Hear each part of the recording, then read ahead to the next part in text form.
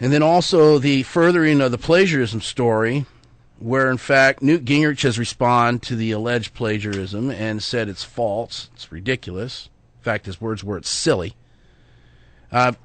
Legal counsel Thomas Van Flein has sent a letter off to the Anchorage Daily News to quit furthering the story. And we have Mr. Van Flein on the phone right now with us. Counselor, welcome back to the program. Thank you. How are you? Yeah, well, we're continuing this weekly event with you and I, and either we're announcing ethics complaints being dismissed, or we're denouncing lies, right? So I guess we're just getting rid of the lies every week. Is that what we're doing? Well, I suppose we could take a vacation as soon as people started treating the governor a little bit more fairly. Yeah, it's nice. Let's see, there's been somewhat of a retraction on this plagiarism. They've now, the Associated Press is referring to the story as lifted or lifting from Gingrich article. Also, the original blogger has changed his characterization of it from plagiarism to lifting. What say you? Well, maybe that makes some people feel better. They haven't changed the substance. The allegation by Mr. Dunn is that she used comments or commentary that were written by somebody else and that she failed to give the other author credit. And that's simply a falsehood. The text of the speech itself very clearly, and as given, you were there that night, yes. As given, she clearly referenced, this is from an article from Newt Gingrich, and then she discussed some of the points that Mr. Gingrich and his co-author discussed when reviewing the Reagan presidency. The whole point of that whole program, of course, was to discuss the importance of the Reagan presidency and how some of those principles might be applied today.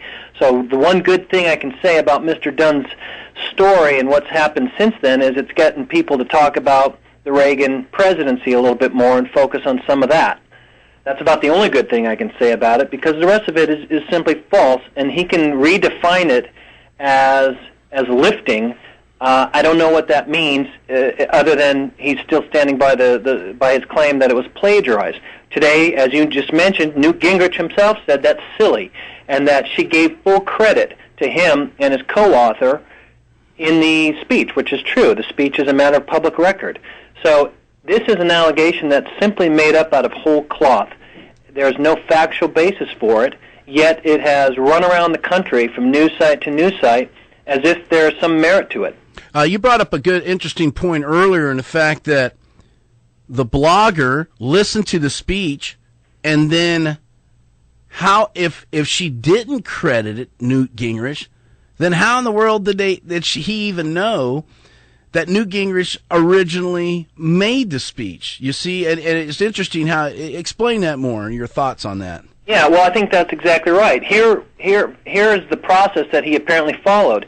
He listens to the speech, which was published on YouTube, I think, and elsewhere, and she mentions Newt Gingrich, and then he says, oh, well, let me go find that article. He goes, pulls up the article and reads it, and then it dawns on him that, boy, that's similar. Well, of course it's similar. She said she was quoting and paraphrasing from the article, and he apparently failed to grasp the significance of her comments saying, I am quoting and I am paraphrasing from this Newt Gingrich article, and he reaches the completely unsupported conclusion that she used this or lifted it without attribution. And that's the definition of plagiarism, by the way. Yeah. It's not using other people's material. That's a copyright issue. The issue of plagiarism is whether you give the other person credit or acknowledgement for some of the ideas or the expression of those ideas that you're talking about. And the governor very appropriately did so in this case, and Mr. Dunn just got it wrong. My understanding is we have Phil Munger on the line with this, has a question for you, and also wanted to know why I was trying to. It's my impression that Mr. Munger and Mr. Zaki worked together, and so I was hoping that because they were interviewing me the other day together. So, Phil, welcome to the program. Thanks very much, Eddie. We didn't work together on this. We're colleagues from time to time, okay. As you know. But and thanks for inviting me on. Although I wasn't there tonight. I'm painting my house, and I had. Okay. Anyway, Mr. Van Flein. Yeah, I hear you.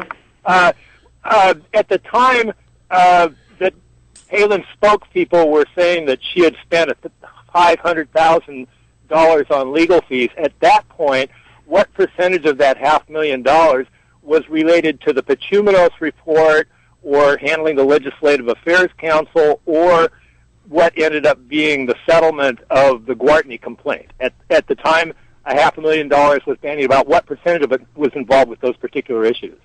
Well, Mr. Munger, I think you're losing your focus. What Mr. I'm Burke is very discussing today would like is you to the answer that false allegation by Mr. Dunn. If you want to talk about the ethics charges, there's actually a very good article in today's Washington Times by Amanda Carpenter, and she discusses how all of these ethics complaints have been politically motivated and then dismissed. Flein, I want to know how much payment has been billed for the Pachumenos report, the Branch Flower report, and the settlement with Mr. Gwartney. What percentage of her total bills are related to those? But what would be your point? Okay, Phil, what's your point? These are issues that Ms. Palin brought upon herself entirely. So I don't understand. I don't know what you mean she brought him on herself. She's been cleared of every allegation that's been made against her. So all I can say is she's done nothing wrong, and the Personnel Board has concluded as such. She's done nothing to bring any of this on. You're not answering my question, sir. Yeah, well, I can answer this. I know that one member of the Personnel Board discussed that the board itself has incurred over $300,000 in fees. That information was released what her bills were from you or from other attorneys. As for the rest, I don't have that data. And Branch Flower, sir. But all right. Let's just for the conversation reasons, let's just say Mr. Van Flein's not prepared to give you that right now, Phil. But I'd like to have him say that to me, Eddie. Well, wait a minute. What's your point, though, Phil? I mean, because. Well, I mean, what are you trying? What's the point you're trying to prove? That the majority of her legal expenses are to her own actions or inaction. So you're alleging that the Wooten case is a problem of Sarah Palin's? The Branch Flower report was because of the state legislature, the Legislative Council. The Pachumenos report was because of her own personnel complaint she filed against herself under the executive. But that's a part of her. And the Gwartney complaint results in her sometime in the future paying back $10,000 that she and her husband pocketed. Okay, well, let's address this first a little bit, Phil. Sure. She's defending herself against the Wooten issue. Because she filed it to the Personnel Board was because of the absolute one-sided, lopsided representation she was getting by the haters. Well, whatever you characterize it, Eddie, I'm still looking for an answer as to what percentage of her legal bills are related to those cases. But the thrust of your question, though, is because she did something wrong or she wasn't, is because she asked for it. I haven't said that. No. But you're saying these are unrelated to the people that you pick on all the time, Eddie.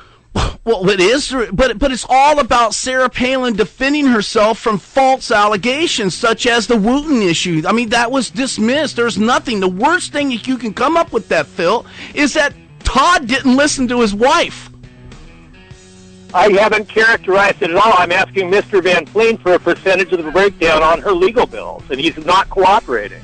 Well, I don't know that Mr. Van Flein is obligated to give you what that he is, but I'd like to hear it from him. No, I will not tell you, or rather than changing the subject. All right, Phil Munger, thank you so much for the call today. Appreciate that, and we'll be right back with Thomas Van Flein. Tom, can you hang out? Did he stick around? He's there. Okay, we'll be right back.